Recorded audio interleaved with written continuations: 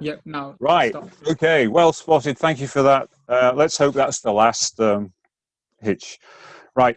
For the question and answer sessions that will follow, each of the first three speakers, will be a Q&A after them. If you'd like to ask a question, please use the Zoom chat function, which you should find, it depends on your screen, probably in the middle of the bottom of your screen. And Libby Kemp, the facilitator from Ealing Matters, will call you up when we'd like to ask your question. Don't forget to unmute yourself before you start to speak, and to re-mute yourself after speaking. If you don't, we have ways of making you not talk, but we'd like you to do it yourself.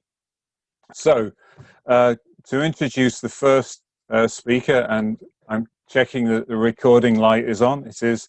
I'd like to introduce Steve Goodrich. Steve's a senior research manager from Transparency International, the world's leading non-governmental anti-corruption organization. He was the lead author of a report published this summer, which got quite a lot of attention in the UK press, called Permission Accomplished. It set out to assess corruption risks in local government planning. He's here to discuss the report and its methodology. So, Steve, please, if you would like to take the floor. Steve Goodrich.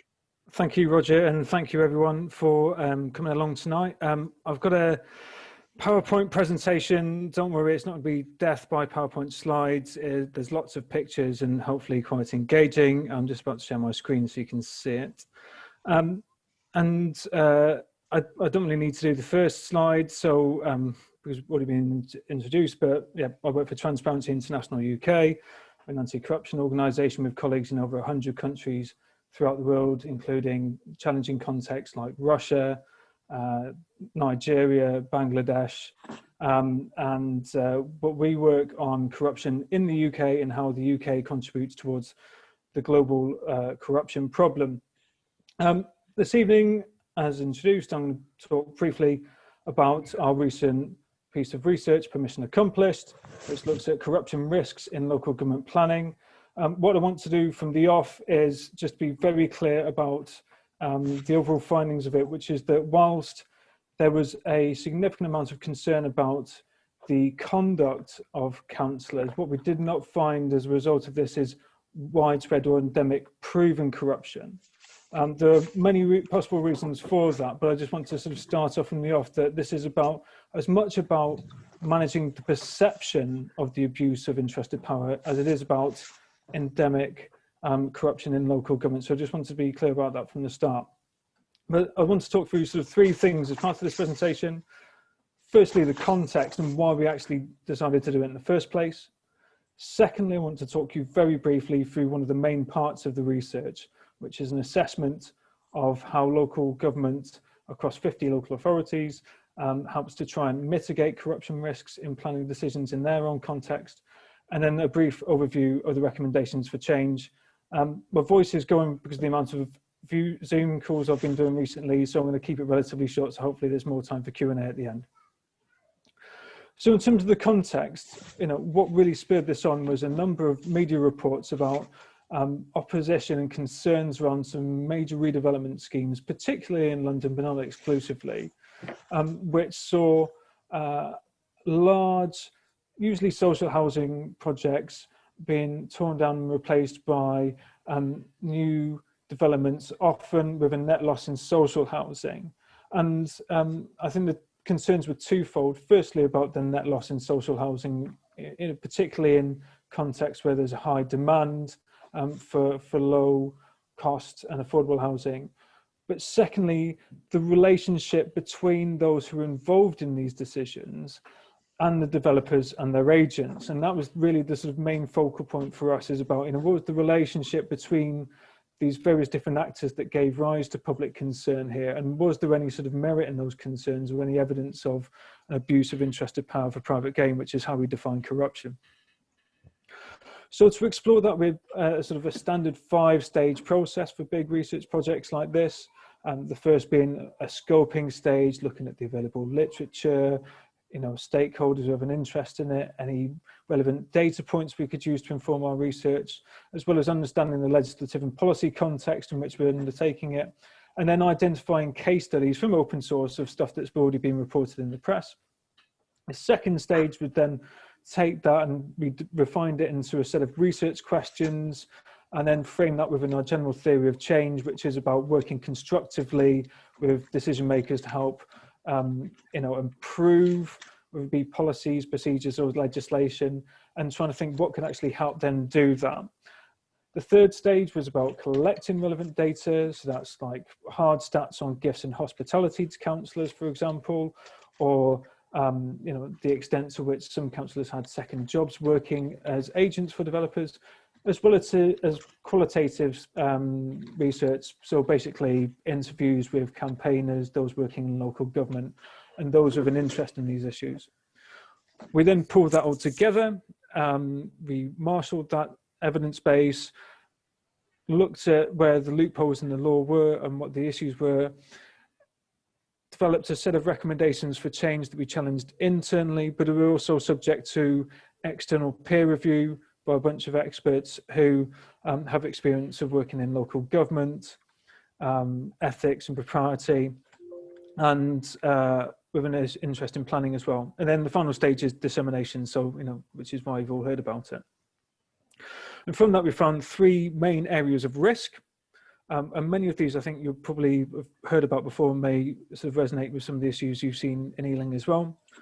The first is how councillors engage with external stakeholders, and it's a positive part of the process. Lobbying is an essential part of democracy, but it's about how it's conducted that really matters. And one of the things we noticed with there was quite a lot of concern about how some developers were engaging lobbyists to try and ease through decisions in a way that wasn't open and transparent, and that gave rise to the perception that councillors had something to hide. Secondly, there were some isolated incidents where excessive gifts and hospitality were being given to those in key positions in the planning process, and in some rare instances, allegations of bribery as well, which is a criminal offence. Thirdly, there were concerns about those in positions of power having conflicted interests, mostly relating to their engagement as advisors to developers who may not have been seeking planning permission within that local authority, but may have been seeking permission in a nearby one, or one that's controlled by a council with a similar political affiliation as them. And related to that, the fourth one is about the movement of the councillors between the revolving door and the private sector, and in particular, again, those who had worked for developers as lobbyists and then gone into hold positions in the planning process, or vice versa, spun out from public office to work for them as an agent afterwards. And then finally, the fifth main sort of area of risk was around weak oversight, and either local authorities not doing enough to provide councillors with the understanding they needed to comply with the rules, or that there weren't sufficient deterrents against misconduct that could be undertaken. So, to provide some examples, one of the cases we just saw was the Haringey development vehicle in North London, and concerns around the engagement of a lobbying firm who engaged in questionable practices that I don't really think complied with the lobbying industry's own code of practice. Second, the sort of former senior councillor in Westminster who received well in excess of £10,000 worth of gifts in hospitality, mostly from developers within a relatively short period of time, which was frankly an astonishing amount compared to others that we analysed. There's an ongoing investigation by the Serious Fraud Office into some developments in Liverpool, and whilst the main focus of those at the moment appears to be individuals who were developing and selling schemes in a way that appears to be fraudulent, there were concern from community groups and investors that some councillors, whether wittingly or otherwise, had got caught up in the scandal and may have been involved in some shape or form. Allegations which I'd like to clarify that they vehemently deny.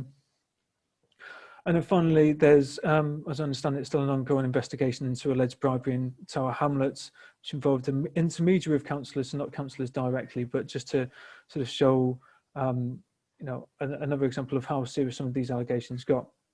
So we took all of those, developed the typology of corruption risk, and then developed a standardized assessment, which is, sounds quite boring, but it's just basically a way of objectively looking at councils and seeing how they were trying to mitigate these risks. And we did that by looking at a sample of 50 local authorities across the UK with a relatively even geographic spread, various different types of authority, unitary, district, but all of those that only had responsibility for housing planning decisions. And we wanted to make sure there was an even political balance as well, as that generally reflected an even spread of the major political parties in the UK. We measured all of the policies and procedures against good practice standards, which was developed using our knowledge and experience of ethics in public office, drawing from recommendations by the Committee on Standards in Public Life, which is an ethics watchdog, and also building on good practice that the Local Government Association has provided itself to local authorities in England and Wales. We developed a standard scoring matrix, a 5-point scale from 0 to 100, 0 being poor and does not meet good practice, and 100 meaning that they do.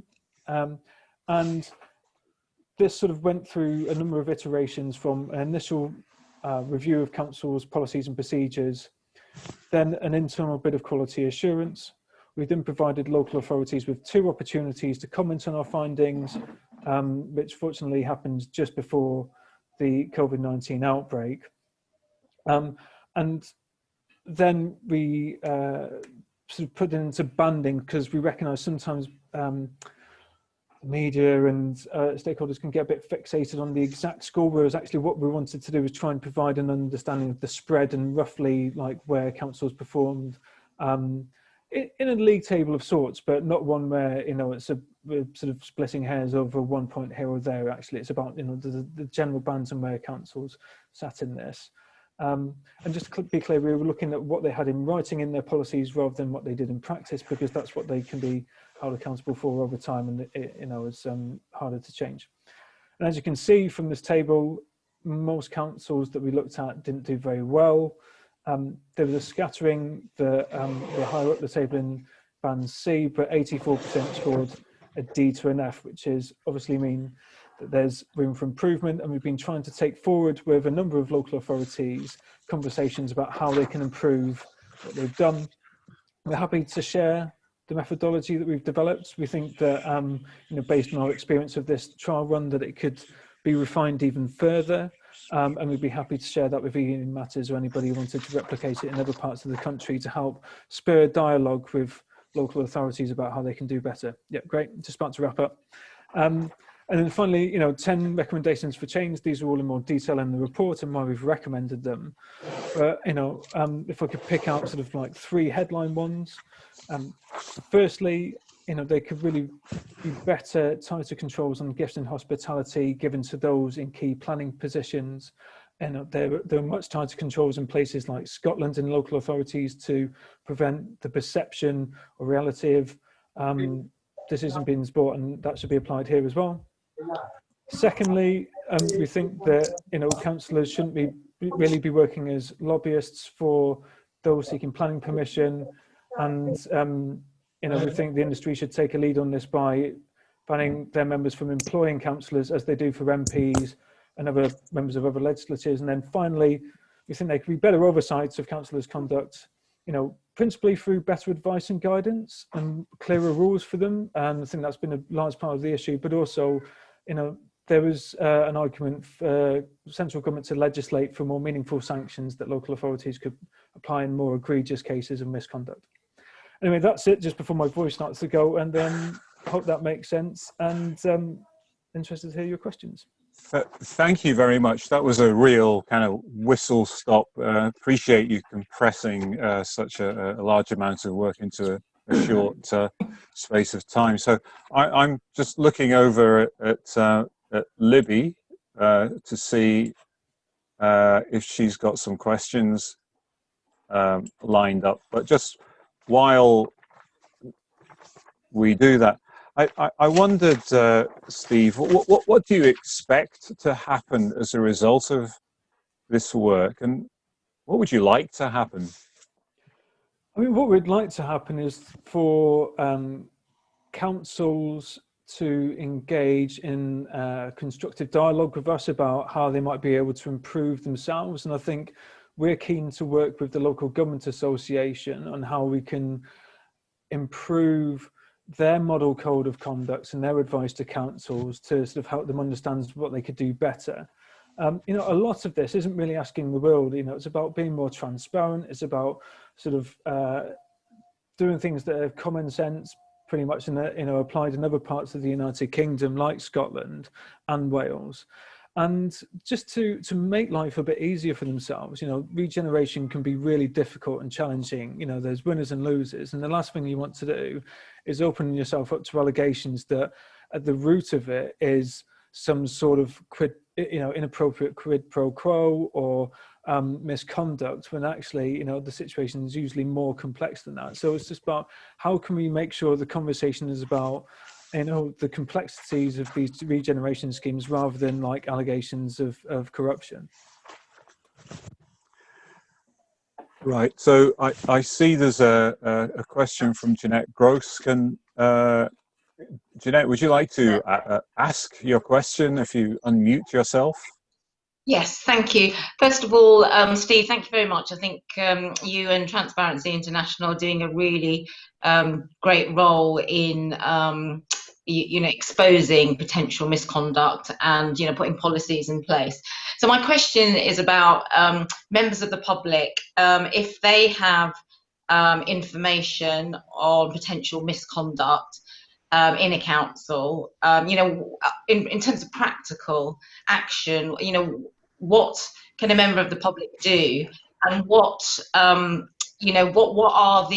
the oversight and what is the scrutiny over councillors' behaviour, and how can that be taken forward? Yeah, so because of changes made in 2011, there's quite a range of ways in which councils can sort of enforce their own codes of conduct. You know, what the Localism Act 2011 did was basically give local authorities the power to define their own sort of approaches to managing this. But usually, I mean, the general rule of thumb is that there will be someone in the local authority called the monitoring officer, who is basically a council official, usually a lawyer, who is responsible for overseeing and ensuring councillors' compliance with their code of conduct. In the code of conduct, or somewhere on the council's website, there should be a sort of post box where you can sort of send in allegations of misconduct, which would usually be forwarded to the monitoring officer. They would then sort of review the allegation and then investigate further, as was the case in Westminster with that Conservative councillor that I mentioned earlier. Then they may choose to appoint another external investigator to go into it in more detail. And if there's a breach of the rules, then it may be referred to what's called a standards committee, who would then make a recommendation about what sanction could be imposed, which would then be voted on by the council as a whole. Now, if for some reason you feel like you're banging your head against the wall and you're not getting a response from the local authority on this, then there are a number of different other routes that you may want to explore. Whilst we cannot investigate in detail every single allegation about misconduct in local government, because we just don't have the resources to do so, we do find it helpful understanding what's happening on the ground, and we may be able to provide advice on particular approaches, and depending on the facts of the case. I would also say that the media is still an important tool for ensuring accountability here, and that they should be considered if you've exhausted all other options and you're just not getting any response from the local authority. Thanks. Libby, I think you're going yes, to I've introduce... got a couple of questions now. I've got one from Francis Zammit, who wants to know, are you still open to for people to let you know about potential corruption within a local authority, or is that piece of research finished? Yes, yeah. The short answer is yes. I mean, I think we find it helpful. What I sort of qualify that with is we need to manage expectations about what we can do as a response to it. You know, we're managing a number of different issues, and we're a relatively small charity as they go. So we cannot provide, you know, for example, legal advice on every single thing we receive, and we receive quite a lot. But it is still helpful for us nonetheless, even if it's just a flag for intel. I noticed somebody mentioned privatise Rotten Borough column as well. You know, we do also pick stuff up through there quite a lot. It's one of our sort of regular reads. So yeah, I'd also counsel to send it to them. But you know, if there was something that you think is, you know, really serious and you're not getting a response from the council, then we'd be interested to hear, even if it's just for information. Okay, I've got another question from Jean Fitzpatrick. Could she turn her mute and ask her question, please? Yeah. Thank you very much. It's very interesting. I'm very interested in what is the legitimate, if there is such a thing, receipt of gifts and hospitality. You talked about, you know, the councils have to meet developers. It's all part of the process. So I'm interested in what is legitimate in terms of gifts and hospitality, and what is not legitimate. Are there any guidelines? Are there any examples? Yeah, I so mean, to me, £10,000 for the guy in Westminster doesn't seem an awful lot. Yeah, so I think it's something that we would be keen to see in the rules set out as something that, you know, councillors should be the people making the judgment, but there should be a relatively objective test. So it should be based on what a reasonable person would think is acceptable. And the way in which it's phrased in Scotland and that we've recommended is about whether the gifts or hospitality would give rise to a reasonable perception of impropriety. And so, you know, for example, accepting a coffee that's worth £1.50 in the context of someone attending a local plan meeting that's been something related that's hosted by an external organisation, maybe even a community group, it may seem sort of fairly reasonable. It's not really going to influence their decision. Yeah, if you've got repeated lunches, you know, without an official presence, the, you know, relatively nice restaurants, then I think a reasonable person would say, hang about, you know, what's the purpose of this? Why is this happening? And, you know, why couldn't they just book a meeting on council property with an official presence and talk about it in that context? So, or, you know, in extremis, you know, if somebody's received, you know, literally thousands of pounds worth of gifts from people who they're making planning decisions in relation to, then I think most people would say that that's highly inappropriate and that should not happen. And I think the advice given by the local government association is trying to reflect that and saying, like, you know, basically in most instances, if it's, you know, over, let's say 25, maybe even £50, you know, you should really be thinking, is it actually appropriate at all to be accepting this? In particular, if it's from a developer. And in most instances, I think we'd be even stricter than saying, like, you know, you really have to justify why you're accepting it rather than the other way around. Libby, can I just say, Steve, could you turn your screen sharing off now, please? They were great screens. Thank you. Sorry. Thank you. Okay, I've got James, please, next. He's got a good question. James Guest. Are you there, James? Can you unmute yourself, James? I'll have to unmute you, okay. Sorry, unmuted now. Apologies, I don't have a camera on this computer system, so that's why I'm not becoming visible. Yeah, the question was, in looking at that league table of the policies of various authorities, planning authorities, was there any correlation with long-term political control of those authorities? In other words, were authorities that were one party or one other party, normally election after election, were they more reluctant to be more transparent because everything was more sorted within the party group, the ruling party group, and was there more willingness to be open where there was a tendency for authorities to either have no overall control or move from one party to another periodically?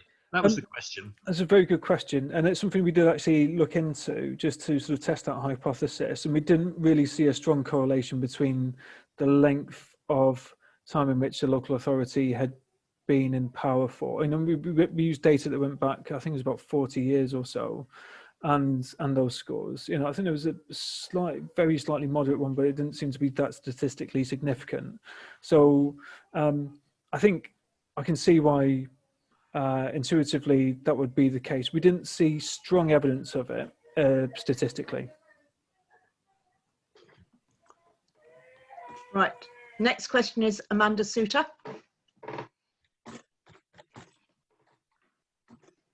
You there, Amanda? Hi. Hello. Can you hear me? Yes. Hold on a second. I'm just going to turn off my. Hi. I was just wondering. We've got the OPDC has taken over a large amount of the sort of area within sort of Ealing and the Fulham borders, and they're planning to build 25,000 homes in the area. Are you including City Hall and Mayor's Development Corporation, such as the OPDC, within your research monitoring? For the research that ended up in the report, we didn't include that. I mean, there is ways in which you can sort of approach researching what they've done, and I could have a follow-up conversation if you're interested about like how you might be able to do that, but not within the research that we publish now.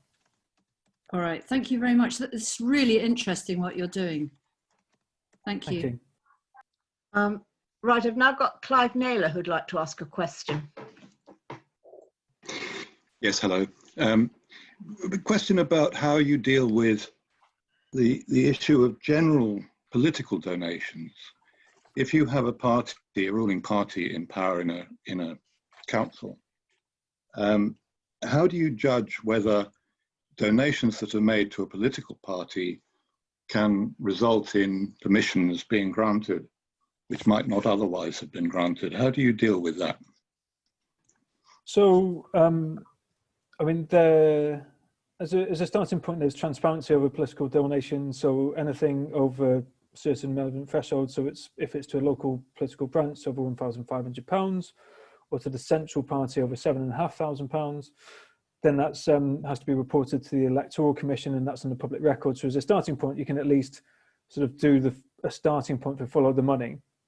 And we did notice there were some isolated incidents where there was an interesting correlation between political donations to local party branches from developers who were also seeking planning permission from that local authority that was controlled by the same political group. Now, I'm saying as isolated incidents, we didn't see it being widespread, and we didn't have the time to investigate more closely the chronology there, but certainly it's on our radar. I think it would be incumbent upon those receiving those contributions to, if there was a sort of curious chronology there, to provide an explanation about what the relationship was between those contributions and the decisions. Of course, there shouldn't be any, and I'm sure that that's the response that you'll get back. I think what's also worth considering here is about how the planning process works generally. And, a lot of what gets to planning committee is really constrained a bit by the local plan. So I'd say if there's something that looks really outside of the local plan and the political contributions are involved, then that certainly raises more alarm bells for me. If the application that's being sought and it is very much within the scope of the local plan, actually there's not much that councillors can do to reject it. It's about understanding the context in which the decision is being made and how it relates to the local plan. That's quite a critical part of this picture, I think. Thank you. Right, I've got a final question. Your 10 points on how our council should behave that were on the screen before. How, as a group of, we have almost 70 resident community organisations within Ealing Matters, how can we as one large group persuade our council Ealing to take up and follow all those steps? Excellent question. I'll be delighted if you were to advocate for these changes. I think, what's really going to get councils to actually listen is hearing their local residents talking about this. So I'd really encourage you to read through those recommendations. If you want any clarifications, just drop me a line, and raise it with the standards committee would be the main body who should be overseeing the local code of conduct there, and also any sort of cabinet members who've got responsibility for governance and regeneration, and having a constructive conversation with them about saying, look, this is what good looks like. How can you make sure you reach it? Thank you. Over to Roger now. Yeah, Libby, thanks very much. Thank you again, Steve. Huge topic, nicely delivered in a very short time. Thank you so much for your time, and I do hope that this community at least will pick up on some of the things that you've been recommending. So thank you. Right, we're on to our second speaker in the first section of this meeting, and I'm looking for Paul Burnham of Haringey, from Haringey, who's going to be talking about some community campaigning he was involved in, which resulted in the opening up of the borough's planning processes to greater scrutiny, it says here. So, Paul, are you ready to speak? Paul Burnham. I hope you can hear me. Yes, we can. Yeah, Can please you go hear me? ahead. Yeah, we can. Please go ahead, Paul. Okay, thanks. I apologise that due to technical difficulties, I don't have a video facility. And I'll speak briefly about Haringey, but I hope most of what I say will be transferable. So I've been involved in activities to defend council housing since 1989. Most of that time not really being involved in planning. But things changed 7 years ago, really, when Haringey Council started proposing large-scale area-based demolition programs. We held a meeting where lots of tenants came along and those tenants brushed away our usual arguments and said, this is social cleansing. We've seen what happened in Hay, we've seen what happened in Brixton, we can't have to live there, they don't want us in London. So it was quite a brutal lesson. We had to get involved. If area transformation programs and the like are being opposed, you can't just deal with it by talking about housing. You need to get into the planning issues. So by doing a lot of detailed work, we managed to provide the factual basis for the Stop HTV campaign in Haringey. It was taken up by Labour Party members and which stopped one of the worst gentrification plans in London, and deposed the worst council leaderships in London as well. So how did we do it, and what issues did we take up? Well, a lot of it did involve planning. It's important to understand that however angry we often are, the planning system is not our enemy. In actual fact, a lot of it can be very useful to us indeed. So the English planning system we have now dates back to 1947. When there was a Labour government. Just been the Second World War, so there have been 2 world wars in 30 years. The promises in the First World War have been broken, widely seen as being completely broken to the soldiers, to the people who had fought and worked to win the war. And so in 1947, the Labour government, they could have nationalised land. They didn't do that. What they did was to nationalise changes in the use of land, which is extremely important principle, currently under attack from Johnson and Jenrick, who want to get rid of it. But what this means is that the use of land is controlled by public for public purposes. So the development, however huge it may be, is the applicant. They come cap in hand, really, asking for permission to use the land, and the public, form of the local authority and the community, really, are able to pick apart their plans. And if they don't meet our requirements, they can't build their buildings. They can't stick up ugly buildings in the town. They can't stick up buildings which don't meet the needs of local people. That's the theory. It doesn't always work that, but that is the theory, and it is actually a very important one. So the whole strategy which we followed is to work on individual planning applications to get access to the policy issues that councillors should be taking a stand over, and that MPs hopefully could be speaking out over. So things like in the local plan, government told all local authorities they have to have what's called a strategic housing market assessment, something similar to a housing needs survey. So this is food and drink for us. It tells us what's actually required. What is the actual need of people in the area? How much money can they afford to pay? Can you break that down then by like ethnicity, things like female-headed households, things like disabled households? What kind of housing do they need? Do they need as well? And then just looking at some of the themes, I'm going to talk briefly about some of the themes that we've worked on. Housing costs and affordability, the obvious one. So looking at rents, seeing normal council rent, gold standard of affordability, what happens at the moment? Well, you get affordable, so-called affordable rent, which is much more than our council rents. You get London affordable rent or this rent, which is more than our rents. You get service charges on top of the rent. So we tackled those issues by doing research, by using freedom of information requests, by putting together briefings that we could then use on individual planning applications, use with councillors.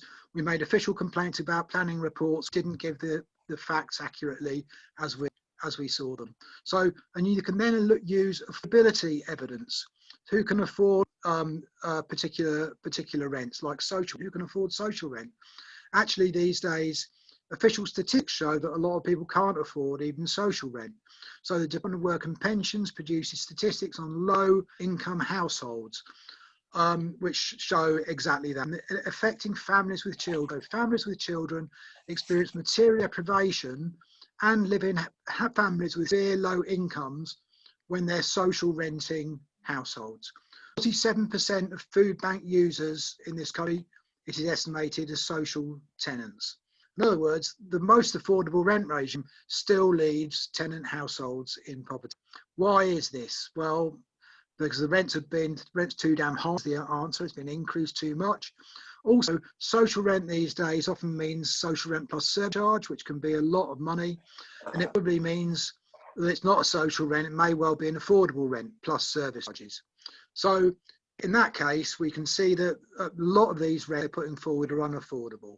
And it's important to contest that argument that if it's called affordable, it is affordable. It may not be.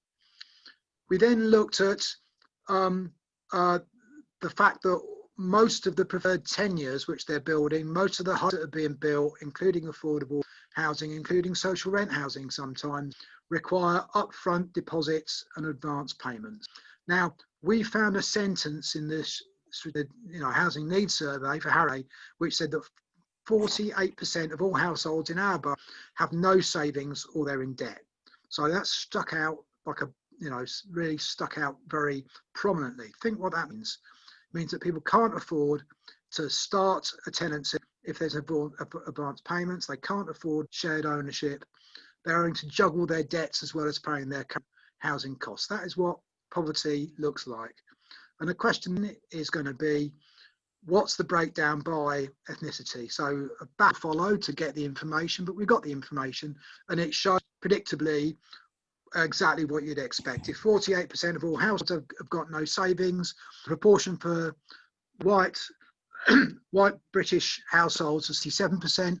The proportion for black and minority ethnic households is 60% plus, 70% plus. So we used this information to lobby the councillor, and the incoming council in 2018 changed the policies.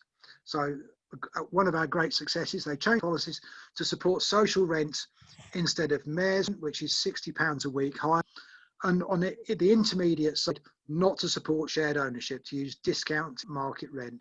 So having shown, and we demonstrated not just by shouting and screaming, but by factually based research arguments that reliance on shared ownership exclusionary in practice towards black people in particular. So, and then we've done a lot of research about social rent. One of the larger of freedom of information requests on a dig out information across London. Eventually, this showed that in 1/3 of London boroughs, housing associations are breaking the social rent cap, which they're supposed to comply with. We sent this to the regulator of social housing, and this regulator of social housing currently refusing to investigate this issue. And we'd posted a couple of press stories about it, and assistance is welcome to get that particular to progress. But that's the kind of thing we're taking up. On a state demolition policy, redevelopment policy, it's already been referred to, highlighting some of the snags in the policy. So the GLA policy allows rent increase through demolition. That we think that's wrong. There's issue that there's no obligation to comply with affordable housing policy on the net new homes. You've got a classic example like High Lane Estate in Ealing, where they knock down the council housing. If they replace the council housing, who gets the net new homes, the additional homes? The additional homes are all on that site, as I understand it, exclusively market homes. In other words, they're not complying with the affordable housing policy that would suggest they should be 40% affordable or whatever it might be. Then, still on estate demolitions, we looked at health impacts, which is very, very important. What is the impact on residents who go through the experience of have the home being set for demolition, usually long delays and so forth? We found a report that shows that between 1% and 3% of the affected tenants suffer from earlier death. Many suffer from increased, worsened health impacts. So all that's really, really important. And then working on the GLA in particular, we a lot of work around the New London plan. The biggest untold story of the GLA, the worst scandal, the worst example policy capture by developer interests is about family-sized homes. The GLA's own figures show that 42% of the net annualised requirements, sorry jargon, the number of homes built in the market sector need to be family-sized homes, 3 bedrooms or larger.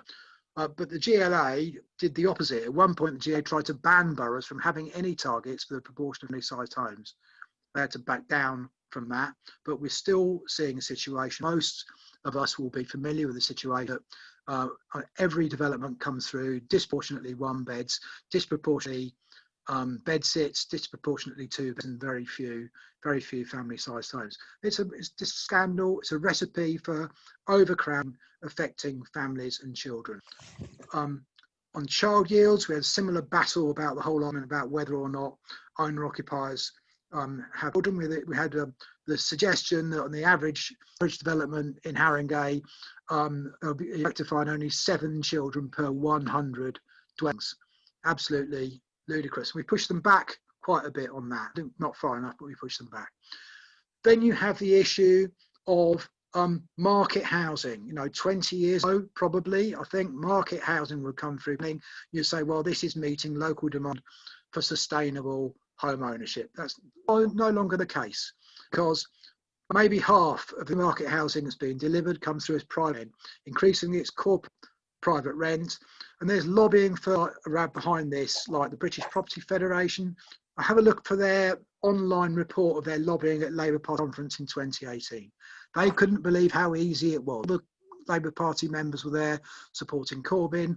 British Property Federation did a whole series of meetings, got people signed up to build in private rent as being the answer to everything.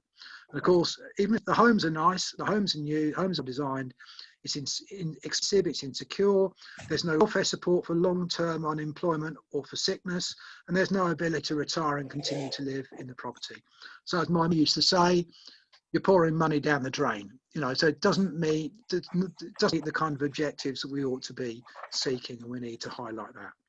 And another issue that's come up, which is very important, is tenure segregation. So in other words, poor doors, not just poor doors, increasingly segregated child play spaces, segregated tenure amenity spaces. And this is the most, we fought this through the policy. There's no policy that justifies this in our borough. There's no policy in the GLA that justifies, yet it goes through, yet we find that applicants are saying the GLA agrees with it, and so on. So we have this whole argument, and of course they don't just say we support segregation. Some of them do say they support segregation, but they're more likely to say we support integration. What kind of integration is it? Oh, it's going to be separate. It's going to be separate blocks. So that's a huge issue, and we need councillors to become educated about that, because the arguments are put in a complicated way. We need MPs to get educated about it and speak out as well. So, and that's a real shame. We don't have MPs like we used to speaking out over these issues in the House of Commons. Don't just write me a letter. Please get up to speak about it. Write a letter to the Evening Standard, get the evidence out there and so on. So just final thing, there's a lot of this ends up being stuck behind keyboard, but it's fun. Well, we had the examinations in public, the scrutiny pass, we have fun with some of those arguments. And the last, just final point will be that it's no good just shouting and screaming that the system doesn't work. The system doesn't work because we're not spending any money on it. We need to have big investment in new council and social housing to get really inclusive communities, not just the failed model of cross subsidy and developer contributions. The planning white paper wants to go, do more of that. It's not credible. It's certainly not credible from the people like Robert Jenner that are promoting it. So we need a programme, I think, of 100,000 new council rent homes a year that will pay for itself in reduced benefit costs. Let's be clear about that. You're going to get the money back straight away because you won't be bribing landlords you're just paying the rent that people can't afford to pay. So that was backed up in the Shelter report in 2019. It was put in the Labour Party manifesto and the Democrat manifesto in the general election last year. It's been reinforced here in the main points of it by the House of Commons Select Committee, majority of Conservative MPs. So this is the kind of policy alternative that we need to advocate at the same time as we're lobbying and working around planning. Thank you, and I'll look forward to your questions. Thank you, Paul. Thanks very much indeed. Another whistle stop trip around, quite a long and detailed career there. While Libby's organising, are you ready? Are you ready? I'm ready, yes. Okay, Right. Libby's ready. Libby, go ahead, please. That was very interesting. Hilary had I think you've answered Hilary's question. I don't know whether she's got a supplementary one on family-sized housing before we go on to shared ownership. Hilary? I can unmute her. Sorry, she's not unmuting. Hilary? Yeah. Okay.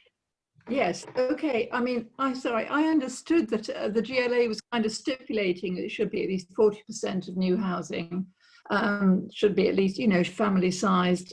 Clearly, that's not the case in Ealing. So I wonder where you go with that. I mean, who do you take this to if you find that 10% are or whatever? If I can cheekily stick in another quick question, you talked about placing stories in the press. So how do you set about that?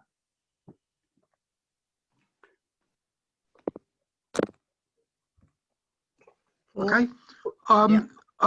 Unfortunately, no, the GLA is not insisting on family-sized housing. It's very much the opposite. It's openly admitted that really that this is because developers make more of the profit which they want by building smaller sized dwellings. I mean, that's why we're getting micro flats. I mean, we've never had planned development of micro flats on the scale that we've got them now. I think it's really extraordinary and wrong, and the GLA and councillors and MPs need to stand up over this issue. So what the GLA then says is that, you don't, if you're a family, you don't need a 3-bed. You can, family-sized housing's a two bed now. So I mean, it's just a recipe for overcrowding. Absolutely disgraceful. Sorry, what was the second one? Oh, you mentioned placing stories in the press. So how did you? Press releasing them. Get a system set up with every media outlet you can think of and press release it. Letters to the papers are always good. The Evening Standard is very good. They always print my letters. And I disagree with their views, and they print them. So if the material is good, if it's factually based and you're giving them a story with some references, then there are people that will run this material. Private Eye has been mentioned. Private Eye is good, and there are others. Thank you. Right, I've got James now, who's got a question about what's tell you about shared ownership and his experience. James, unmute yourself. Okay, I'm unmuted. Yeah. Well, I just wanted to raise this question because I live in shared ownership. I've been here since 2006, Shepherd's Bush Housing Association, and I previously was a tenant in a flat for about 20 years, and this came up, and family situation, a domestic situation. I got this flat, and but every year so since I've been living here since 2006 in Greenford Broadway, the mortgage more or less has stayed just about the same. Although after it's gone up, and I'm on it has gone up, but it's more or less the same amount. But the rent and service charges since I've lived here has gone up, unbelievable amounts of money, and nearly double probably if I was to really, but it's gone up. And there's a formula that the Housing Association has for doing this every year, which I don't know the exact statistics, but I think it's RPI plus 1%, which they seem to think is, really reasonable. This formula was, I believe they come up with this formula when the whole idea of shared ownership came up. This whole, bandwagon of shared ownership came up. And the thing is, but what scares me, and what really scares me, because I was taught at school in the maths class that 1% of one figure is this much. But if that figure becomes a larger figure, 1% of that larger figure is more money. So every year, the larger amount that I pay then goes up with this formula. It means that, that the amount is just getting bigger and bigger and bigger. Particularly Okay, James. That's really good. We've got some more questions on shared ownership. So can we move to somebody else? Thank you, James. I've got a question from Francis on. I'll combine these questions. What it is why is it the council wants to support this type of unaffordable housing they're supporting, which will cost them more in the long run? Why are we building or allowing to have shared ownership when it really is? It's just it's putting people in terrible poverty, and I think you can't answer that. But I've got one now from Jean Fitzpatrick again on the planning committee and ordinary councillors, which I think ought to be asked in this session. Yes, thank you. I'm just very interested in the process by which planning applications are processed by the council. So my question is, I'll just read it out because it's simpler. So how expert do ordinary councillors on the planning committee need to be, in your opinion? In your experience, is there a danger that planning applications are not scrutinised enough, maybe because of lack of knowledge, experience and training of councillors? So, big one, Paul. Do you want me to come back on that? yes, please. Yeah. I just the question about these shared ownership and can be related to market related rents. Some housing associations then have set the rent at whatever 65% of market, and you then find that instead of giving you a 1% or a 2% rent increase, they say that as the market's gone up by half, your rent's going to go up by half. They actually tried things like that. And again, service charges are just bad practice for consumers, for anything. If I go to a restaurant that says the dinner's £15 and it turns out that it cost me £50, I'm going to feel fed up. I'm going to feel cheated, and I'd be right to feel that because I have been cheated. So we need to you have a situation where they can say, well, the rent's affordable. What's the problem? The rent is affordable. You can actually, they give you the amount. You could pay this. Well, you may well be able to pay the rent, but if you can't pay the service charge, then what's going to happen? You can't choose to pay parts of the rent and not other parts. So these are things which are going on. On the question, it's actually a very important question about why councils go along with high rents and go along with using shared ownership. And it is being driven by finance. So you know, it isn't necessarily because they don't care. It's because central government is not putting in the investment which they used to do to build social rent housing. So developers then they're having to get this affordable housing out of developers, and the developers don't want to provide it. They keep saying they can't afford it and all the rest of it. They're trying to nudge the rents upwards. They want to use shared ownership instead of social rent because it's convenient to them to do that, to make their profits. And it's hard to push back when we don't have the adequate public funding which we need. And then on the last question on the planning committee, well, you know, it's subject to, or you could say exactly the same about the Prime Minister. You know, is the Prime Minister a suitable person? Well, quite frankly, we had a choice and he got elected. The same is true of local councillors. But there are enough of them that there are some who are conscientious. There are enough of them that there are some who will listen when arguments are put. And it's going to be not, you know, it requires hard work and organisation and patience and time. But there are people who will listen. And this procedure, which again I say is about to be abolished if the government get their way, allows us to have our voice, allows them to see who we are and whether our arguments are credible. And if our arguments are credible, they can be taken up by a wider coalition of forces and the policies can be amended. Thanks. Thank you. Could I just jump in, Libby? There are a few councillors on the call this evening.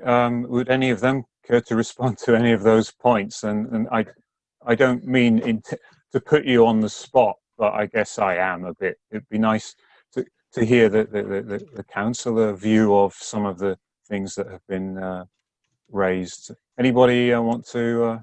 Sorry, maybe I should respond. Can I say, first of all, I think in reality, we agree with a lot of things that Paul has to say in terms of affordable housing and the unaffordability of what some people are talking as affordable housing, because central government says 80% of market rent is deemed to be affordable. And in many parts of the borough, Acton, Ealing and other parts of the borough, 80% of market rent is absolutely not affordable for anybody at all. You know, you're looking at £2,000 a month for a 2-bedroom flat in Acton, and that just is not affordable. So we in 2018, as a party, the Labour Party, we did put into our manifesto our commitment to build 2,500 genuinely affordable homes. And I think, Paul, you would recognise that Ealing has been leading in this fight towards affordable homes, genuinely affordable, which means social market rent or London living rent. Now we have to manage the market because most of the homes provided in Ealing are provided by private developers. Ealing is committed to build over 1,100 homes ourselves as a council because we got a £100 million grant from the GLA and we got some other grant money. So we are building our own, about 1,100, but we're not capable of building all the homes that are being built in Ealing. And the other issue is just because, as you would recognise, Paul, the council gives permission for homes to be built, doesn't mean to say they get built. We've given more than 5,000 permissions since 2010 for homes to be built, which have never been built. So just because we say, yes, you can build them, doesn't mean to say they're ever going to get built unless it's a sustainable way for the private developer to actually manage to build it and yes, make some money from it, because if they can't make any money, they won't build them in the first place. So we won't have any of the social homes that go as part of that permission. So it is difficult. There are a lot of balancing items that we have to manage, but we do listen. I mean, Ealing is quite an open borough. I mean, I've dealt with many of the people on this call and I've heard them and I listen to them, but it is a difficult thing. And I think, Paul, you would recognize that there are really difficult things we have to balance to try and get homes provided for our residents. There's about 11,000 on our waiting list and a lot more people waiting for homes. So we do need to build them. but we need to build them which are affordable and actually people can afford to live in them. And that's always been, I think, the administration's sort of aim is to get genuinely affordable homes built. So that's where I think some of the issues are. Okay. Thank you. Can I, Paul, do you have any comments on that, perhaps as a final word? Yeah, Paul? thanks. I do, yeah, because I'm not that keen on some of what I've just heard. A lot of what we're saying there is absolutely right, and we can agree completely. But I think that local authorities need to make a stand on social rent. It needs to be social rent only. And that the mayor will tell you that London affordable rent is social rent. It is not. It's £60 a week more. So we need to. So we don't want London affordable rent. We don't want any percentage of market rent. What we need is social rent and control over service charges. So we heard in Haringey that we couldn't have this. We had to have London affordable rent. It wasn't possible to build council housing anymore. When the administration changed, they found it was possible to do those things. So I think there'll be some possible disagreement there. Just make one final point that you also mentioned there about the need to build private housing in other words, the cost subsidy model. And now we're quite right to say it's not been invented by Ealing Council. It's been invented by government. It's being imposed on us. But what I will say is that the area impact of any development scheme is really important. What we often see is that schemes are sometimes they're a state redevelopment scheme, sometimes there are other schemes, but the area impact of those schemes needs to be looked at. The area impact of the scheme tends to be it drives up local house prices and it drives up local rents. What will be the impact of that in the surrounding area? It's to price out marginal potential owner-occupiers, people wishing to form a household, and private tenants in particular will be moved out. And that needs to be taken into the balance when you're assessing these huge, impressive schemes with loads of promises attached to them. Thanks. Thank you. Paul, thanks so much. We may have time at the end to have a bit more of a discussion, but I'd like to move on now. So thanks very much indeed, and thanks, Councillor Manro, for having a go at addressing some of the issues that Paul raised. So we're going to move a bit closer to home from Haringey now, and we're pleased to have with us Southall resident Sofian Abdul Kayam, who's going to be taking 10 minutes to talk about development, maybe overdevelopment in Southall and its effects on the local community. So, Sofian, off you go. Hello, yeah, as Roger mentioned, my name's Sofian Abdul Kayim. I'm a local resident. I was born and bred in Southall. And over the last couple of years, I've really got into campaigning and whatnot. And what I've noticed in Southall is there's a lot of overdevelopment. Now, I can tell you from my house in Old Southall, I can name 5 places where are totally overdeveloped. Just over the station, we've got one of the biggest overdevelopment sites called Southall Waterside. Not far down the road, there's the Broadway. They're building flats there. Further on, we've got the St. Bernard's redevelopment. We've got many others. Now, as a young person in Southall, I already know Southall is a very populated area. I remember trying to apply for secondary school. Now, I did not get my first choice because the school was totally full. Now, a little town like Southall, for a property developer like Berkeley Group to put 10,000 new homes into the site, then it's not going to be many schools who can say, right, we can take a child in. Use the tumbler, I think it's on the table.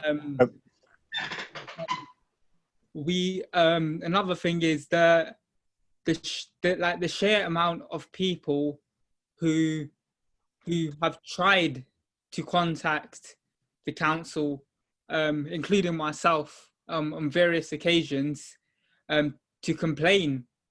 But I've got sick and tired, because anytime I try and get through to any of my ward councillors or any other councillors, I hardly get through. Maybe once or twice I get a reply, and that's days after I try and reach out to them. I've called Verinder Sharma's office, as he's my local MP. I've got no response from him.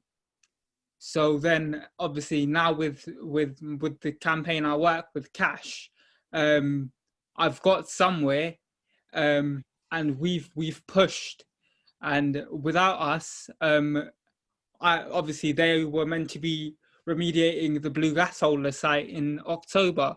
Now that's been pushed back, to my knowledge, and I don't think without us, the national, I believe it's National Grid, wouldn't have got involved if it wasn't for us.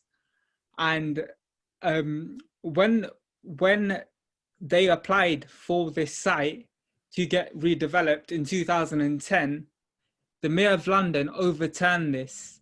Now, why was that? I don't know. Maybe you guys could shed some light on that. But just generally, why I'm so frustrated about overdevelopment is because I know how populated Southall is, and Ealing, and I understand this ain't a Southall Waterside meeting, but that is the biggest overdevelopment, without ignoring the elephant in the room. That is one of the biggest overdevelopments in Ealing. And I know there are other parts of Ealing which are overdeveloped, and I'm not ignoring that.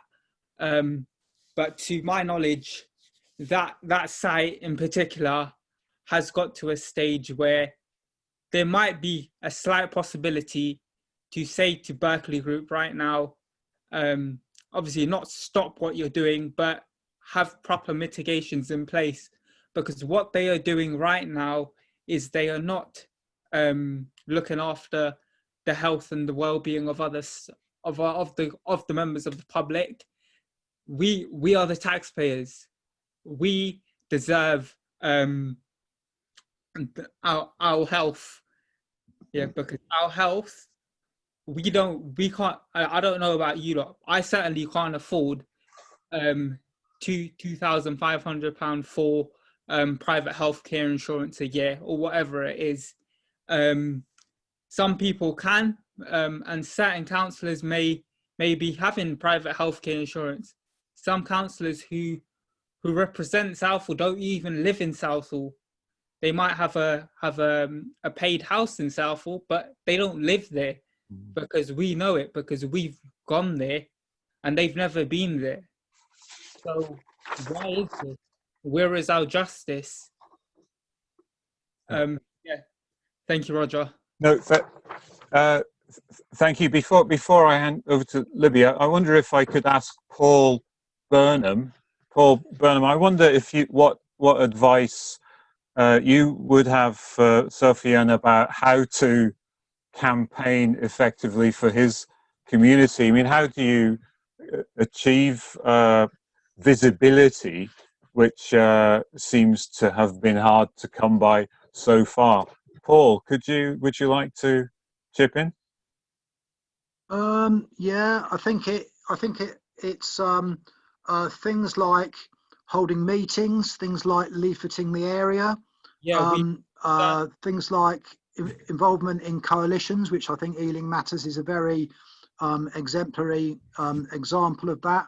I think it's being specific with what it is that you're looking for, having some specific recommendations, some specific policies you want to oppose, some specific policies you want to advocate, and so on.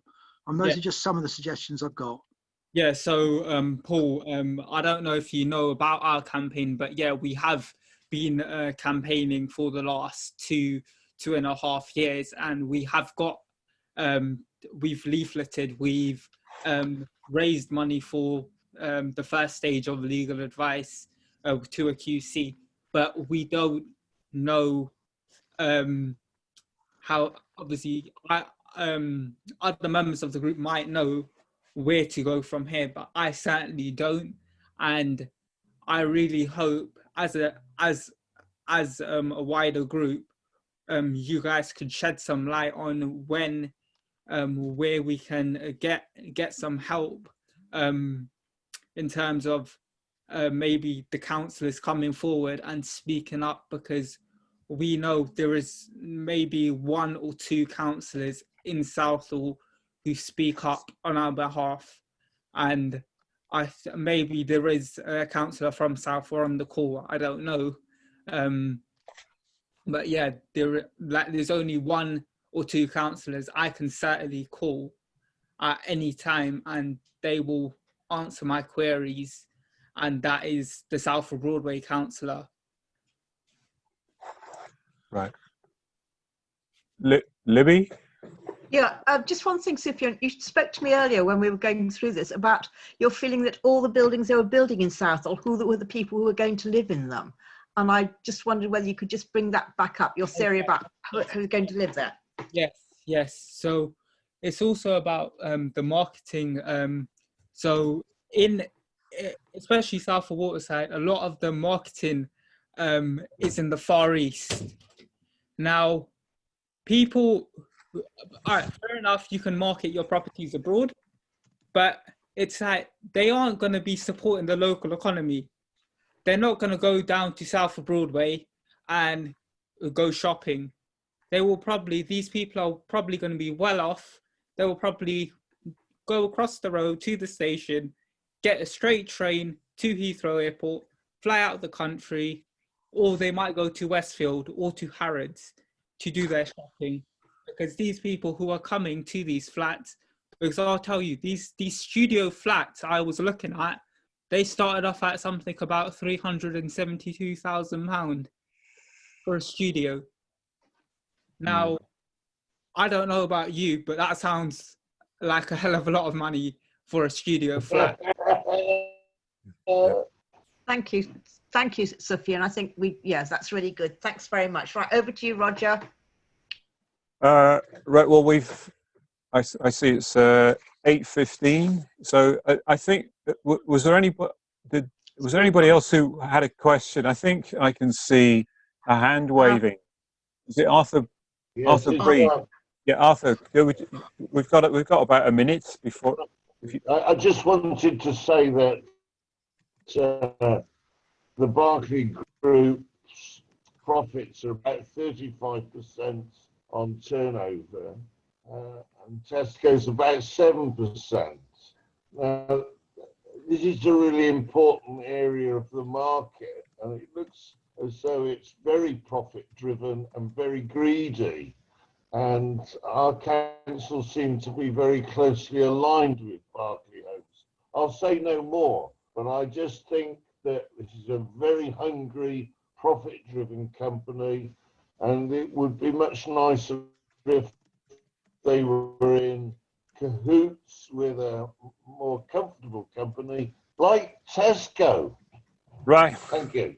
Right. Thank you. Right. Right. Well, thank you for everybody that's staying with us. It's about 67 or 8 people on this meeting. So thank you for spending the evening with us. We're now going to go into the second section. Will be about looking at some local initiatives and issues with 4 short presentations. Firstly, if she's ready, I'd like to welcome to your screen Rupert Huck, Labour MP for Ealing Central and Acton since 2015. She's going to take no more than 10 minutes to talk about her suburban task force initiative. So, Rupert Huck, are you? Yes, am I unmuted? Are you receiving? You are. Yeah, we can hear you. Please go ahead. Thanks very much, Roger. I'm a bit of a gatecrasher, but I'm going to try and show you some pictures of this thing I'm working on. And I noticed, ooh, not meant to be that, is it? Hang on. How do I? Wait, can you see that? How do I make the PowerPoint bit big? Right, okay, here we go. From yes. the beginning. I don't teach anymore, so I've forgotten how to use PowerPoint. There we go. I was a lecturer for many, many years, from the 90s till 2015, and I used to teach 11-week courses on suburban studies. So I am now living the dream as a lifelong suburban person, grew up in Ealing, now represent Ealing and Acton in Parliament. And this last, hang on, when was that? Just before lockdown, sort of February, March, I have launched something called a suburban task force with a bunch of other MPs. We're a cross-party grouping, and we represent suburban seats all over, not just in London, I have to say. And I just wanted to show you some pictures and to plug this website here, suburban-taskforce.org, because I mean, the difference between being an academic and being an MP is you have a chance to change things rather than just comment on them. So what am I talking about when I talk about suburbia? We all know what it looks like, sort of the classic suburban semi you can see there. And then on the right is a proposed development, Portal Way in North Acton. So I mean, the suburbs as we know and love them are changing before our eyes. This suburban task force looks at ways to maximise suburban potential. Because although these areas were kind of founded about 100 years ago, I mean, the house I speak to you from now in South Ealing, I think 1910 is on our deeds. The 30s is known as a big suburban boomtown, but I mean, you know, they're looking a bit worse for wear. People mentioned, actually MPs had it in the neck a bit earlier. I've been talking about this since the beginning. Stop sneering at the suburbs was a speech I did in 2015 in my first year. That sort of, there seems to be this snobbery between the people in the inner cities and the people in the suburbs who are seen as these net curtain twitchers. And I want to reverse all that, because I think suburbia is where all the interesting stuff happens. And yeah, I mean, that's just some local and national press coverage. So look, classically, you can read all that faster than I can read it out.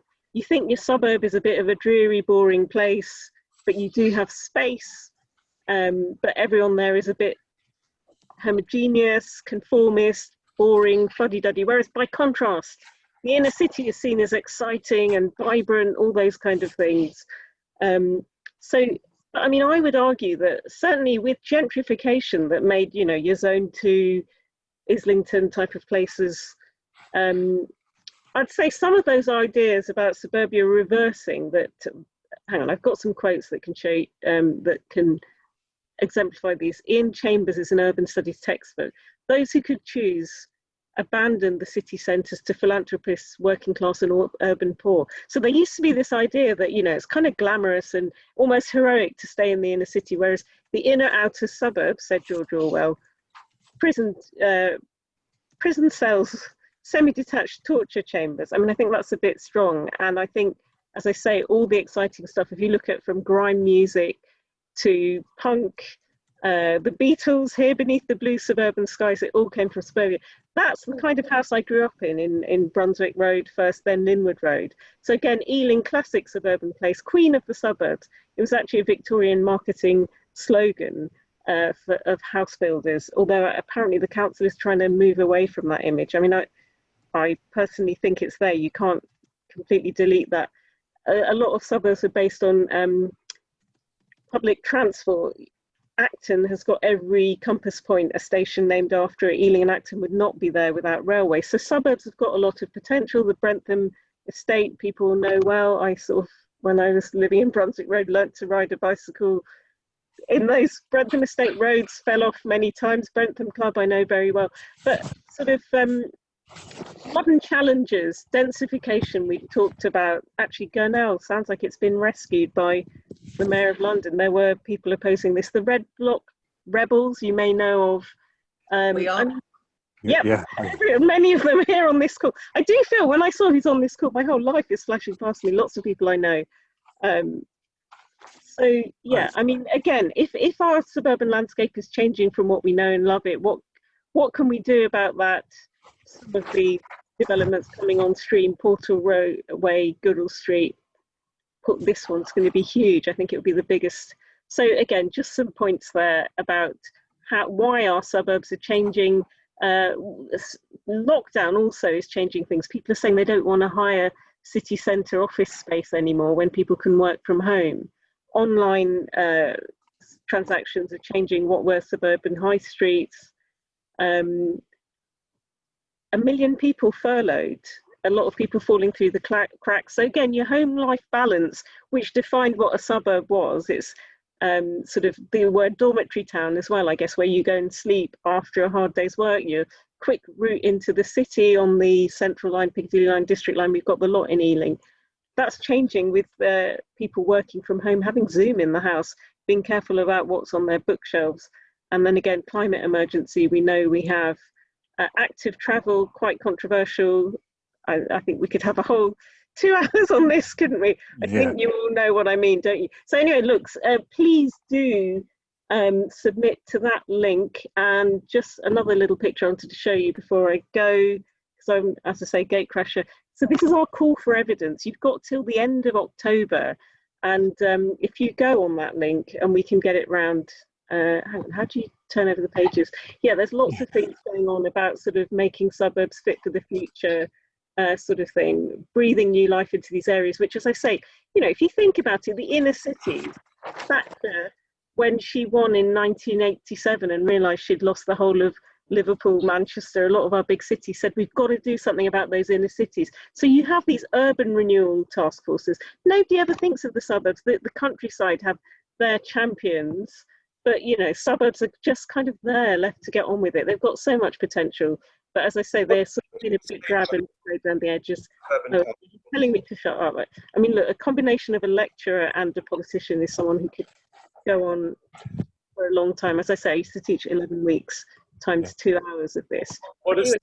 Please, this is your chance to have your say, because we've got the ear of government. So again, my colleagues and I have been into the MHCLG. We've got the ear of ministers.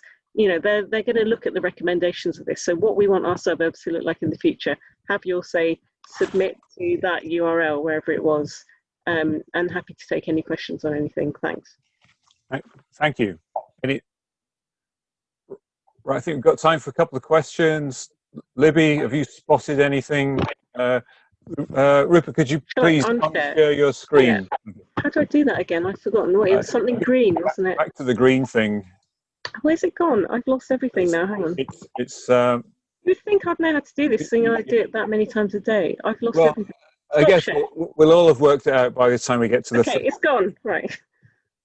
No, I think we are. I don't think anybody's got any questions on that. I think we just know we have stupefied by this stream of consciousness. Well, look, email me or something, and you know, I am your voice. The MPs get a bad rep, but I'm your servant in Parliament. Thank you. Oh, Jean Fitzpatrick is waving her hand. Okay, let's take one question. Jean Fitzpatrick, please. Yeah, sorry, Will French is waving, but we have got councillors on here, and we've got Rupert, who's an MP, and I think James is another MP. What's the relationship between MPs and local councillors? Because I think it's often a bit tricky. Well, I mean, who has the real power? Maybe we can get a bit of a debate going. Thank you. Well, I mean, it's not an either or. We work together. We're the same party at the moment, so we share the same broad values, but we're elected on different cycles, different manifestos, and have different competencies.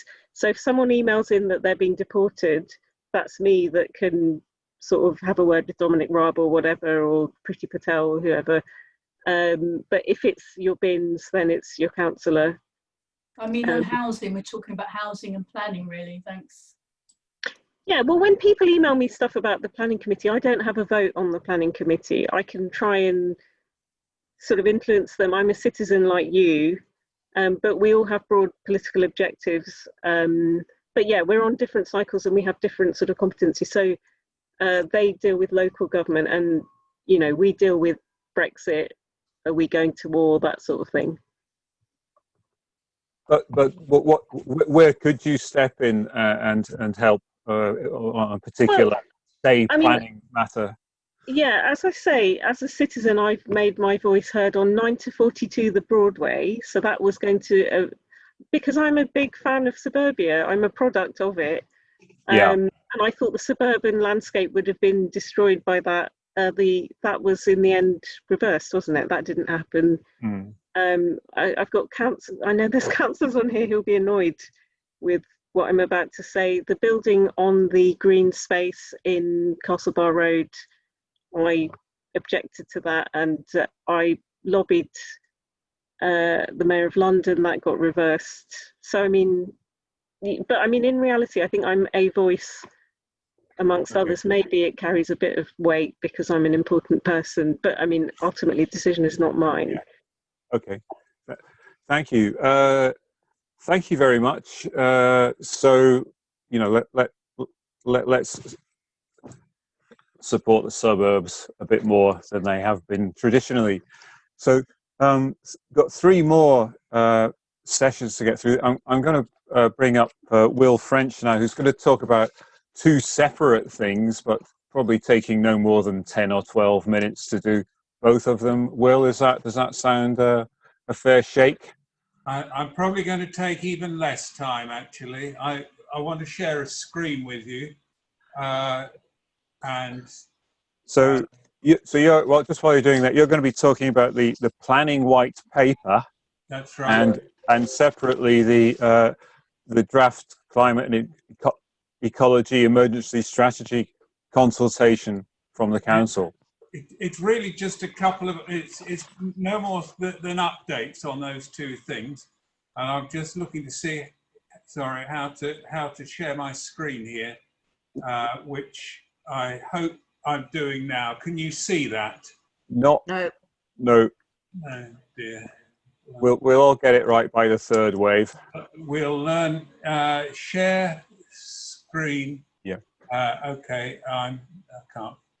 Do you know I can't find it? Maybe I won't even bother with it. Oh, here we go. We've got something coming up. Oh no, wrong window. Ah, here we are. Is that any better? Right window. Yes. Right. Okay. Well, there we go. Really, I was just going to update on a couple of things which I think are quite important and really for everybody just to get up to speed on if you can. The first one is the planning white paper, which has come out and there's been a great deal of discussion about and a great deal of comment on nationally. It promises to replace the whole English planning system as it has existed since 1947. Personally, I think that's extremely ambitious, and I'm going to be very surprised myself if we do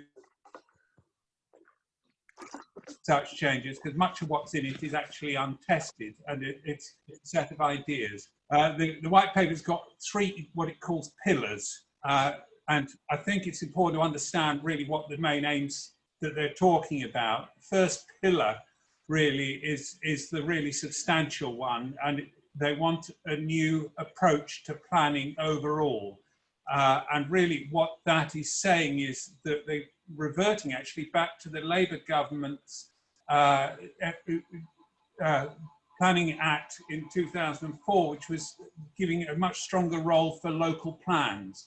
And they're emphasising there's going to be in future an emphasis on what they call a plan-led approach, which is what's already in the legislation. And they want to do this because they think it'll make more certainty and there'll be faster plan making, and it will also allow people to engage more in the process during the filling up of local plans. They're talking about 3 types of land in the country, as you know: growth areas, renewal areas, and protected areas. And each of those are going to have separate planning regimes. The second pillar is, I think, it sounds great, is beautiful and sustainable places. I think this is the one we're going to wait to see if it's going to be delivered. I think it's more in hope than in likelihood. It promises a fast track for beauty if it happens.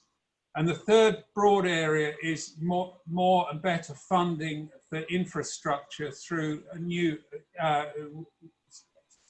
community infrastructure levy regime, which should actually help to deliver the social facilities people need. I think when you read the white paper, you think, what does it mean for Ealing? And what I think it means is that most of Ealing is likely to be a renewal area. which means there's going to be a statutory presumption in favour of redevelopment along what's defined lines. I think the conservation areas will be protected, and I'm hoping that's going to mean they'll be better looked after than they have been over the last few years. Conservation areas across the borough have suffered quite badly, and I hope we might be seeing a change to that. When you look at the housing targets, in fact, Nathaniel Litchfield and partners suggest that the targets in Ealing may be lower than they are now and in the London plan, because I think Ealing's been asked to over-deliver previously. There's going to be more focus on good design, and I think that's encouraging. I think planning decisions will in future have to relate more than they have done hitherto. Hitherto, many planning decisions have just taken place rather randomly and on the basis of discussions between planning officers and developers. And I think we've got to be much more firmly rooted in local plans. And I think I'm glad to see we're going to have an infrastructure levy now, which will be introduced to get more social infrastructure than we've tended to have in the past. So Ealing Matters is proposing to comment on the white paper, and we've actually drafted a response, which you can see if you go to our Ealing Matters website. We're proposing to present this, and thanks to Peter Mason's invited us to present this at the LDPAC meeting on the 1st of October. And any comments first, we will take on board. So if you go to our website and have a look, please do, and see what they say. And I really would be interested if you were to comment on what we've said there. Now, the second area I wanted to talk about briefly is just that the council's got a really important consultation on climate change. And I want to say that, to me, climate change is the most important issue that we're facing in our time. Ealing Council declared a climate change emergency in 2009, and it's recently pledged to make Ealing carbon neutral by 2030. They're now consulting on a strategy to get there. And those are details of the consultation. And what I want to say is that, unfortunately, I'm not sure this consultation really is very good. And what I like, this is one page. They've got 4 themes, one on energy, it's written on the top there, one on transport, one on waste, and one on green spaces and green infrastructure. And what you see on the screen there is just about the full extent of what they're asking about. And it's really, when I read it, it's really disappointing. It's about motherhood and apple pie, and it doesn't really promise anything. Now, what I want to say is that there are big issues here which we ought to be looking at. There's no base data. If they're saying they're going to be carbon neutral by 2030, you need to know how much, what the situation is now. No real measurement of outcomes on that strategy. There's no real discussion of the areas that the council really can influence. There's no provision for monitoring the strategy. And there's nothing in there of how to engage with people. And I think one of the things we've seen with LTN 21 is that you've got to bring people along with you rather than try and push something at them. Because if you push something at people, they'll resist. And what I just want to say is, one of the things Ealing Matters wants to do is to contribute to that debate constructively. Very often when we've tried to contribute to council initiated debates, we find ourselves pushed away. And the purpose now, and Roger's holding up 3 minutes. I'm not going to take 3 minutes, Roger. What I want to say to everybody is, we want to engage with you. That's what Ealing Matters is for. We want to discuss what we do, because I think if we work together, we can come up with a much better strategy that really will make Ealing, could make Ealing a beacon for tackling climate change. At the moment, what the strategy is that we've seen, I'm afraid it's not going to do that. That's as much as I want to go. Thank you. Thank you. Thank you. That was nicely nicely to time. Thanks very much. Has anybody got time at the moment for any single thought about that, or either of those two topics? Does anyone would like to share? I think he's just knocked everybody out with it. Oh, we've got one coming up now. No, it's not about climate change. No. Okay. Sorry. Right. Hang on. I will. It is actually, it's sort of for everybody. Shall I just ask it quickly without going to, it's from Stephen Gear Evans to everyone. He says, so Acton is urban and Ealing is suburbs, which is correct. That's how the local plan or whatever describes it. It's just gone again. How do the councils differentiate with their interpretation about what is acceptable, or is Acton just dismissed as being urban regeneration? Acton has 10 new tower blocks planned in the South Acton area. How, I've lost it, how do the suburban Ealing planners balance these demands? So I'm not sure who that's a question for, and maybe we should just think about it rather than answer it, but it's something to think about. But on climate change, I don't know if anybody's done the questionnaire, looked at the questionnaire, what they feel about it. No. Somebody got their hand up there. Oh yeah, there's a hand. Okay, Arthur. Unmute. Yeah, no, I'm there now. Right. I have completed the questionnaire. It's not easy. It doesn't cover every area, and you've got to be careful when you've read the rubric, which we saw one page of, which is quite complicated, and you want to just look before you start filling in the answer sheet, if you like, because that deems you to have done it and it won't let you back in. So I had to write an extra one, but there are lots of areas that are missing.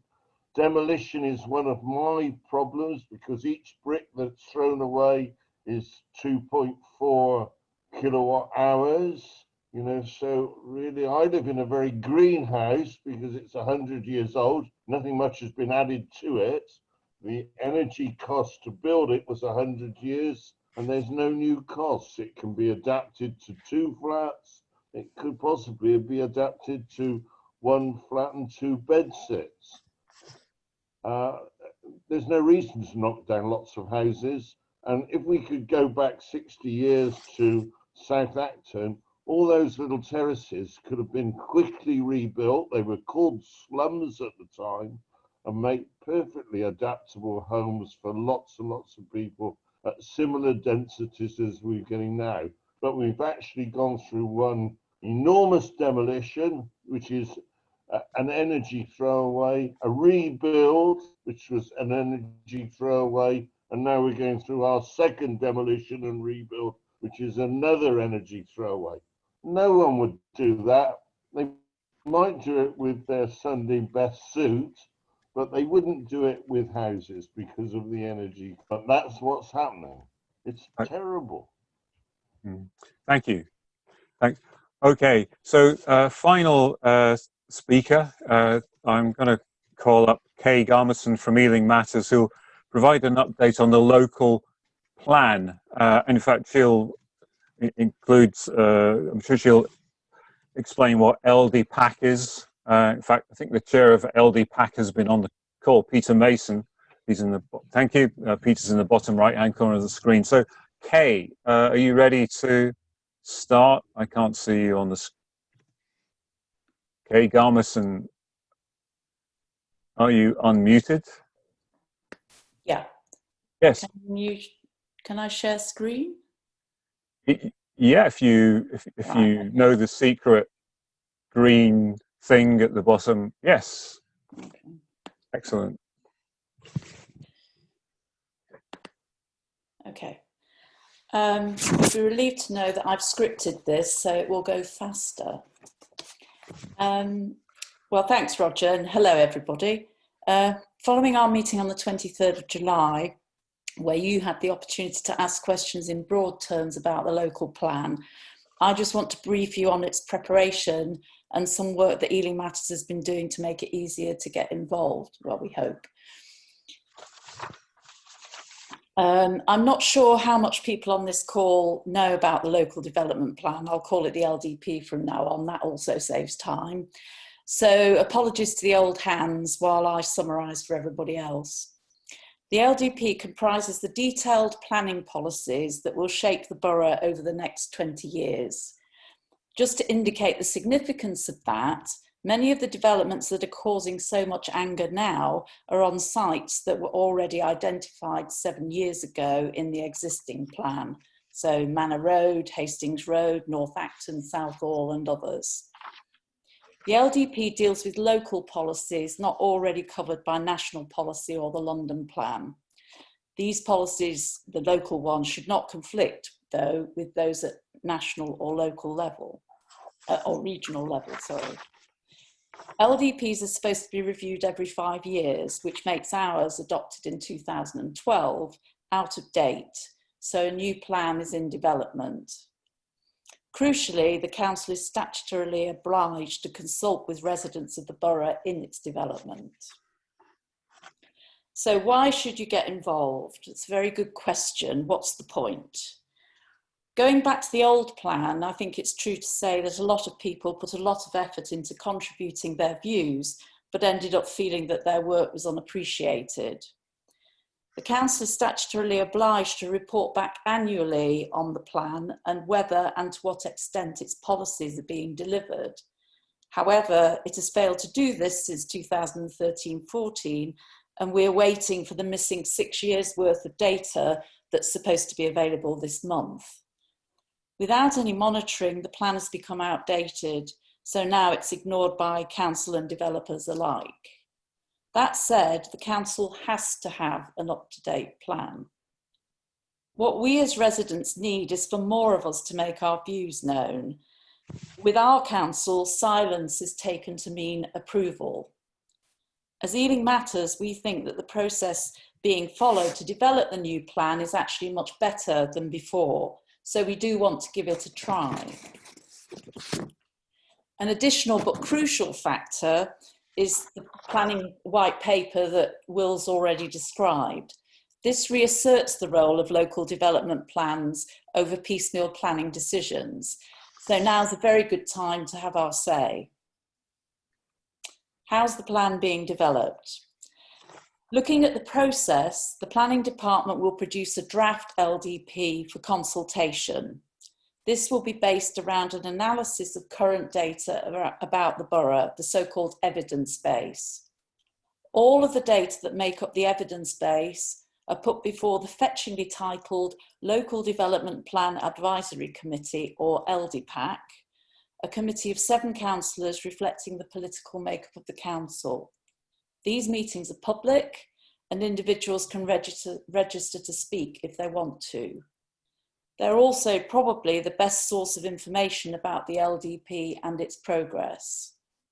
The easiest way to find out about the meetings is via Google, as shown below, and I will email this presentation out to people so you don't have to write it down. So where's the plan got to? LDPAC meetings have been underway since July 2018. Information on housing, the economy, and design and conservation is already available. The last 2 meetings, because they came in after COVID, can also be viewed online. Still to come is a meeting on the planning white paper and infrastructure, which will take place next week on Thursday, the 1st of October. The agenda and documents are available on the LDPAC committee page now, together with a link to the meeting itself on the day. There'll also be a session on resources and viability to include affordable housing and community infrastructure levy, or SIL. The timing of that meeting is still to be confirmed. In theory, these data will be used to shape a draft plan that will then go to formal public consultation. Currently, that's scheduled to run for 10 weeks from the end of October to the beginning of January. But as the LDPAC work programme has slipped, that is still to be confirmed. And perhaps Peter, who's the chair of LDPAC, can give us some idea of whether it is slipping. So how can you find out more? Anyone who uses the council's website regularly knows that it's impossible to find things out unless you already know exactly what it is you want and where to find it. For this reason, Ealing Matters has created a guide to the development of the new LDP. It's called, rather boringly, Ealing New Local Development Plan Background and Process, but it includes more about what I've said here, and it also provides links to all the LDPAC documents in one place. And we'll keep it updated as things change and more information is added. You can find it at ealingmatters.org.uk/publications/guides. We hope that it will make it easier for more people to get involved, because this time it really matters. That's all I had to say, so thank you. Thank you, Kay. If Peter Mason, who is still here, would he like to add anything briefly? I see that he is to this. And you've said the word briefly, because I apologise that I couldn't be on the start of the phone call. I would have loved to have been. I was at a health and wellbeing board and we were discussing COVID, so apologies. Yes, of course. The discussion's been very interesting, and I think I would have jumped at the opportunity to probably contribute to pretty much every topic. But this is your meeting, so I didn't want to do that. Suffice to say, we would love contributions from LDPAC, and one of the things that we're going to do in advance of the statutory consultation, what's called the Regulation 18, it's part of that process, is actually have a bigger conversation with the seven town identities that kind of make up the borough. And that's a programme of activity that's been worked on in addition to some other changes that we're making. So, for example, in October, not only are we going to be bringing forward a standing design review panel for the borough, but we're also going to be establishing community review panels, which is it's a different model of engaging people in conversations about the built environment. And I hope to be able to share more details. It's absolutely true to be able to say that progress on the local plan is slipping, and that is because of COVID. COVID is the biggest thing that the council has done, probably since the Second World War and the introduction of the Town and Country Planning Act in 1947. But we are working to make sure that we get back on track. And some of the things that we said that we would be able to deliver are going to be delayed. But I see this as an incredibly important process. When I took over from planning in 2018, I wanted to make sure that we put a process in place to ensure that we had a local plan, but that we absolutely and radically improved the way in which we do engagement. Local government for far too long has been in a position, and we're accountable for that too, of deciding, presenting, defending and implementing. I am very keen that on the local plan that we move to a different model, which is that we start the conversation by listening, by understanding, by discussing, by, yes, sometimes disagreeing if we need to disagree, but ultimately trying to find the compromises that are going to make us have a degree of pride in our borough and pride in the plan that has got to do so many different things. So thank you for having me on previous calls, and I make the commitment to do those in future as well. But I want this dialogue to be open. It's not always going to be easy, but that's kind of my pledge. Right, thank you. Thanks. So we've reached the end of the agenda as far as speakers are concerned. I wonder, is there anybody who's here who has any particular comment or point to make about what we've talked about this evening? I think Libby looked like she was going to say something. Yeah, I have a question from the floor, which I'll just pull up again now. Lost it again now. It's from Steve, who says, Steve asked the question about current planning, and Steve Gear Evans, can you unmute yourself and ask the question? Are you there? Okay, I'll ask it. Hi, yes, I'm with you. Thank you. Just a second to find the right button. I just wanted to, the question I'm saying is that if the LDP is so, clever in terms of what it's doing, in South Acton area, there's up to 10 tower blocks being built. So will the LDP apply to stuff that has been kind of approved or about to be approved, but no building has yet started? When will the LDP be approved, and when will it apply from? And will it be retrospective? Paul, Peter, can you answer that? Yeah, I'm you know, as I say, if you want me to answer questions, I'm very happy to. Just specifically that. Yeah. So the short answer is no. So a local plan is only as good at the point at which it gets passed, and it can't be retrospective. Equally, if all of the stuff above it gets passed after it, if the London plan changes or the National Planning Policy Framework changes after you adopt a local plan, it effectively also kind of times it out in terms of its power, because you have to make decisions on the basis of the if you like, the higher tiers of planning documents. And it's called weight in planning terms. Right. Thank you. Libby, can you see anything else? Any loose ends to be tied up? Nothing's come up on chat. Oh, Jean's got a question. Jean Fitzpatrick. Yeah, sorry, I'm really sorry to, don't want to hog this, but I just want to kind of ask Peter Mason, because when he appeared on an Ealing Matters excellent Zoom meeting not so long ago, it seems to me a contradiction. I think you gave me certainly the impression, Peter, that whatever developers want, almost Ealing Council has to give in. You said almost your hands were tied. Maybe you can refute that. But then you are going around to communities asking us what they want. Is this really genuine? Because I think a lot of people on this call might think that all Ealing councillors, the whole borough Ealing councils, have to better engage. People are finding it almost impossible to engage with councillors. So I don't know whether this is a PR exercise, but it's got to be serious. Okay, does that need... that sounds like a good point. In 2 months' time, I'm going to try and get a guy to join us at the Local Development Plan Advisory Committee called Bob Colnut, who's done some incredible work, if you like, demolishing what's called viability. And I think that would be a really interesting conversation if we can get him along, because he can effectively tell us why this process, this financial process, exists within the planning framework, the only part of the modern economy in which the government uses its power to regulate profit for private developers or private companies. Morally, I disagree with it. I think it's wrong, and I think it puts too much risk on behalf of the council, as opposed to the developers who, take the kinds of profits that I think Arthur Breens was discussing in respect of Berkeley, with their 55%, profit on their margins. I don't believe in that process, but that process does exist, and it's legislation. That's why the planning white paper is going to be so important in terms of making the arguments to reform the way that planning works, in order that we can rebalance some of that. But I want the world to be as I wish it to be, but I have to deal with it as it is at the moment. And I absolutely accept that you feel it's PR. I hope that you will see as the months roll on that there is a commitment to have that dialogue and that openness with you. Thank you.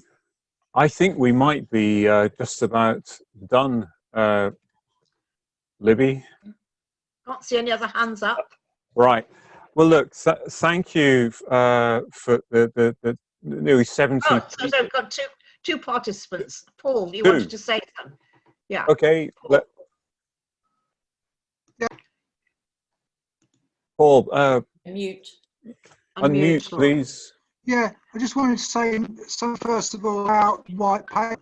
It really is a serious threat to us as people interested in planning, because it takes away the right of local authorities and residents to object to individual planning applications.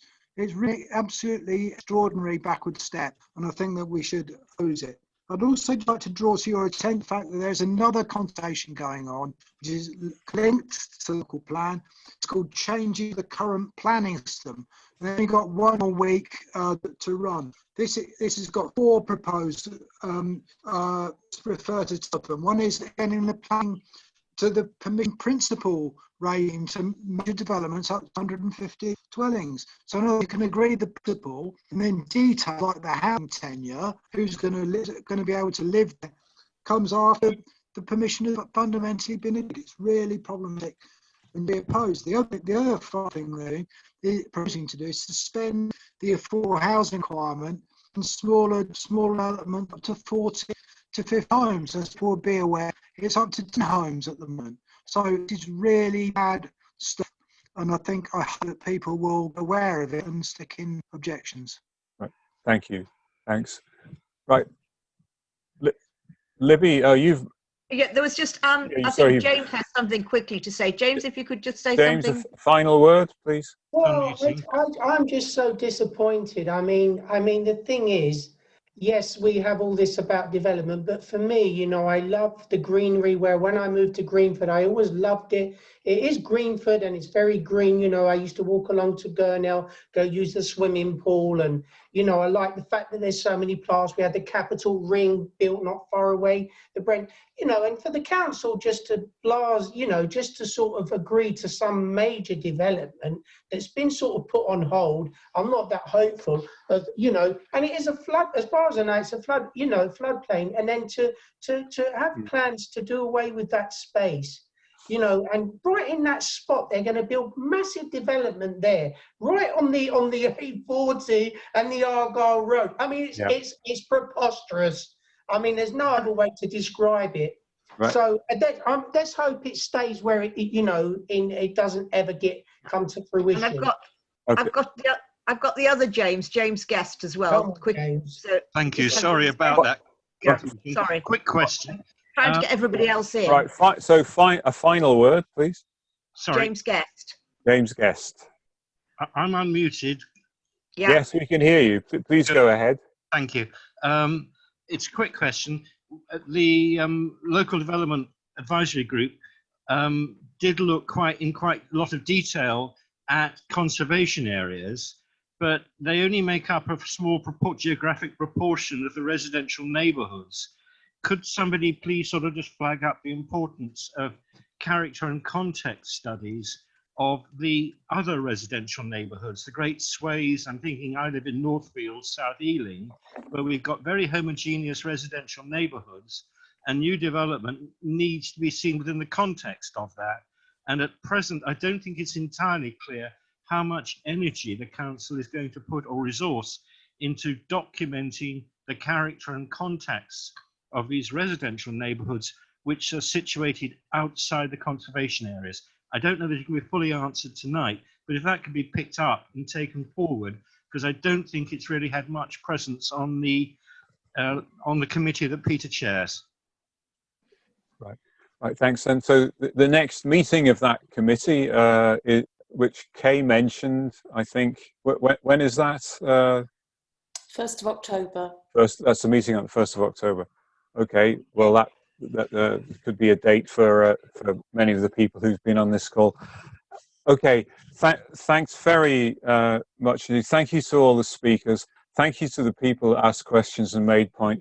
Thank you for everybody else who stayed with it since 7 o'clock. I suppose, I mean, one thoughts to go away with, to paraphrase something I think Paul Burnham said, along the lines of, do embrace the planning system you've got, because that's the only way you're going to get what you want, by working with it, and from what he was saying, by working pretty hard as well. So thanks everybody. This has been Ealing Matters. The people responsible for the good bits were Will French, Kay Garmison, and Libby, wherever you are. All the mistakes are down to me. So have a good evening. Thank you for your time. Thank you for your time. We do appreciate it. Thank you. And good night. Thank you, Roger. Thank you, Roger. Thank you.